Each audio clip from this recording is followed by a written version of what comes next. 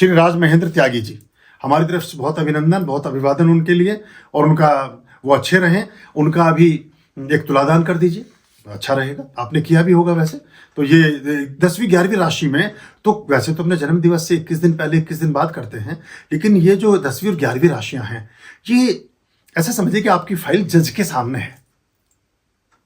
शनि के ये दोनों, एक्वारियस भी और कैप्रिकॉर्न भी, कुंभ भी और मकर भी, ये शनि के अधिपत्य की राशियां हैं।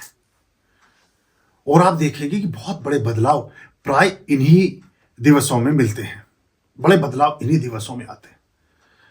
तो सबसे बड़ी बात तो ये कि ये इन्हीं दिवसों में पूरी दुनिया का करिकुलम और कैलेंडर बदल जाता है, मतलब सारा मानदंड ही चेंज हो जाता है और बहुत सारे प्रतिफलन होते हैं।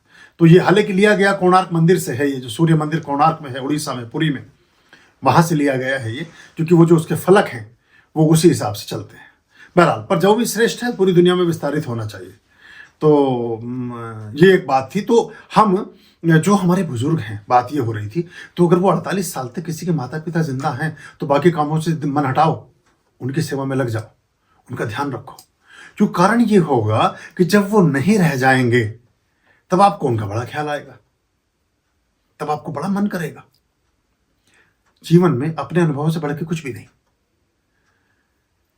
मेरे स्वयं के पिताश्री का बड़ा मन था मुंबई देखने का, बहुत बार उन्होंने चर्चा की, मैं मुंबई देखना चाहता हूं। हम जैसे कि सो कॉल्ड, हम उस समय आसमान में सुराग करने में लगे हुए थे, प्रोफेसरी चल रही थी, बहुत कुछ चल रहा था।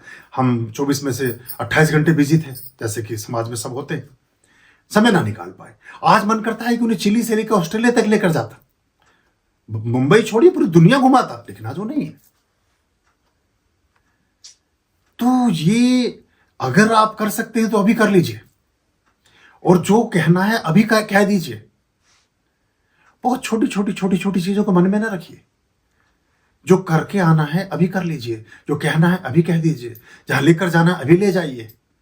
देखो, बच्चे में और बड़े में एक जैसी प्रवृत्तियां हो जाती हैं, लेकिन बच्चे के परवरिश में, बच्चे की अपब्रिंगिंग में हमारा स्वार्थ निहित होता है, हमारे स्वप्न निहित होते हैं। इसलिए उसके साथ हम सकारात्मक और आशाप्रद ढंग से जुड़े रहते हैं। बच्चा भी इशारों में बात करता है, एक अवस्था के बाद बड़े बूढ़े भी इशारों में बात करते हैं।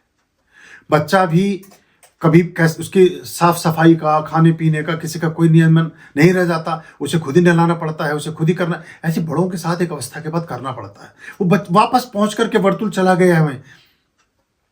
जैसे शनि ने 6 चक्र लगाए और 7वें और 8वें चक्र की तरफ चला, वैसे उसने बच्चा बना दिया जहां से जन्म दिया था। बिल्कुल सेम गतिविधियां हो जाएंगी, और आप देखेंगे मुंह भी वैसे ही हो गया बिना दांत का, बात भी वैसे ही हो गई जैसी वो बात वो करते इशारों में।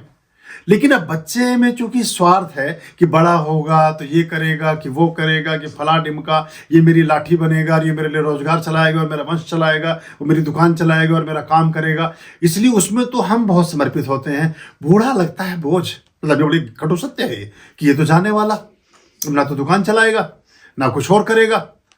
मुझे बड़ा दुर्भाग्य है, मुझे कई लोगों ने ऐसे प्रश्न पूछे और मैंने उनको समझाया भी, और मुझे अफसोस हुआ कि वो मुझसे जुड़े हैं। उन्होंने मुझे प्रश्न पूछा कि पिताजी को, किसी ने प्रश्न पूछा कि पिताजी को 6-7 महीने हो गए हैं अस्पताल में, और कितने दिन रहेंगे ये, अब नहीं हो पा रही तीमारदारी। क्या दिक्कत है? बोले वो टिफिन लेके जाती है, पत्नी बड़बड़ाने लगी है, अब वो सारे दिन वहां बैठी रहती है, कुछ और तो बात है नहीं, और पिताजी को पता भी नहीं चल रहा है कि हम आए थे, वो देख भी नहीं पा रहे हमारी तरफ।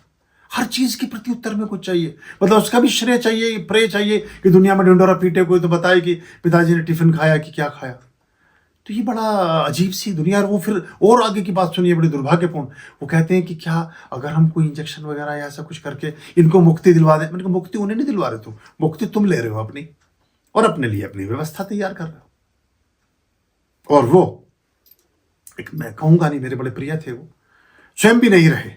मैंने उनसे ये कहा कि आपने ये काम, उन्होंने करा भी दिया ये काम, उनको इंजेक्शन दिया, और वो मैंने उनसे कहा आपने अकाल मृत्यु का वर्ण कर लिया है। वो खुद जल्दी ही चले गए, 50-51 साल की उम्र में खुद भी उनकी डेथ हो गई। तो ये कर्म का जो सिद्धांत बड़ा गहरा है, इससे अगर हम उठ पाए, अरे वही तो एक आपको और तपस्या है क्या, आपको करना क्या है, आपके पास और काम ही क्या है, पूरी जिंदगी करते रहना ये छोले भटूरे खाने का काम, ये बाजारों में मॉलों में टहलने का काम, ये दुकान पे बैठ के डंडी मारने का काम, या मतलब क्या ईमानदारी से कर रहे होंगे आप सब, तो वो उस तरह का काम। अब एक सेठ जी बड़े पुराने, जैसे अभी वो बनारस वाले के बारे में मुझसे किसी ने पूछा कि 80 करोड़ की संपत्ति है और उनके बहू बेटे सब हैं और उन्होंने 400 किताबें लिखी हैं और वो खुद वो अनाथालय वृद्धाश्रम में उन्होंने प्राण त्यागे। तो बेचारी किताब वो लिखने में ही रह गए, किताब जीने में ना रहे। एक और बड़ा सत्य है, किताबें लिखी नहीं जाती, किताबें अवतरित होती हैं, बोली जाती हैं। गीता लिखी नहीं गई, बोली गई है। जितने महानतम गुरु में उन्होंने बोला है, जो लिखने बैठ गया वो कुछ और करता है। वो अलग बात थी, बहरहाल मेरी उनकी शौक संवेदना उनके साथ। पर अब वो एक सेठ जी बहुत बड़े, 4 बेटे, 2 बहू, 2 बेटियां, पत्नी, बच्चे, सब कुछ। अंतिम समय आया तो उन्होंने पूछा कि वो कहाँ है प्रकाश? बोले मेरा पिताजी, मैं पीछे। अच्छा। आकाश उधर से बाजी, बोले मैं इधर हूं पिताजी। ठीक है। वो सुरेश, वो पैरों की तरफ, बोले मैं तो पैर दबा रहा हूं, आप मेरी तरफ देखिए। बोले ठीक है। रमेश बोले जी मैं ये पानी का गिलास मैं नहीं बनाया, मैं इधर हूं। तो कहता दुकान पे कौन बैठा है? तुम चारों यहां लगे हुए हो, दुकान पे कौन बैठा है? अंतिम सांस अटकी पड़ी है, दुकान पे कौन बैठा है? ये बड़ी समस्या का काम। दुकान उस दिन भी खुलनी है जरूर, आप भी खोलते रहे जिंदगी भर। एक और बूढ़े बुजुर्ग, बक्से में सामान भर रखा, सारे गहने, माता दादा पिता जितनी भी कुल कुटुंब की संपत्ति सारी बक्से में भरी हुई है। बताए ना कहां रखा बक्सा। सारे बच्चे परेशान, क्योंकि एक उम्र के बाद तो यानी कि उल्टे सीधे सपने पाले बैठे हैं। उल्टे सीधे सपने पाले बैठे हैं, सब पानी में कांटा डाले बैठे हैं।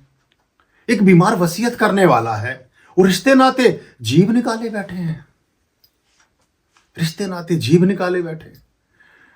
तो वो कांटा मेरी फंसेगी मछली। तो बहरहाल वो सेठ जी लेटे हुए हैं। अब उन्होंने बच्चों ने कहा कि ये तो बिल्कुल मरने के कगार पे हैं, डॉक्टर कह रहे 2-4 घंटे में प्राण त्याग देंगे। बक्से का कुछ पता नहीं चला, माल कहाँ रखा है।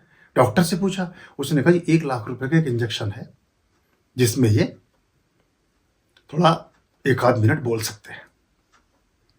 वैसे तो उनकी वाणी लुप्त हो चुकी है। तो उन्होंने सबने मिलकर चंदा किया, ऐसे कि अब वो चुकी बक्से का पता लगाना, तो इंजेक्शन दिलवाया गया। तो बस इतना ही बोल पाए कि बा बा बा। अब उन्होंने कहा ये तो फिर इंजेक्शन खत्म। और डॉक्टर के पास फिर भागे भागे पहुंचे, बोले वो तो सिर्फ बा बोल पाए, बक्से के बारे में तो कुछ बताया नहीं, बक्सा कहां रखा है। उन्होंने कहा 2 लाख का इंजेक्शन है, उसमें पूरा सेंटेंस बोल सकते हैं, अगर आप चाहो तो मिलजुल के अपना कर लो। उन्होंने सामान करके इकट्ठा किया, 2 लाख रुपए का फिर इंजेक्शन लेकर के आए। वो इंजेक्शन फिर दिया उनको बेचारों को, बुजुर्ग को, जो मरणोपरांत लेटे हैं। अब जैसे पिता वैसी संतानें, मतलब ऐसा भी होता है बहुत बार, कई बार नहीं भी होता। खुद महाकृपण, कंजूसी की पराकाष्ठा। अब उन्हें जब वो दूसरा इंजेक्शन लगवाया 2 लाख रुपए का, तो वो बोले थोड़े से बैठे सिरहाना से लगा के, बोले भी काम हो गया अब सर। तो वो बाबा बोले हाँ आगे आगे आगे बोलो। बोले बछड़ा झाड़ू चबा गया। बछड़ा 3 लाख रुपए गए बोल के अपना बक्सा का पता नहीं। तो कई बार ऐसे भी हो जाता है, वो चिंता झाड़ू की है, 3 रुपए की झाड़ू बछड़ा चबा गया।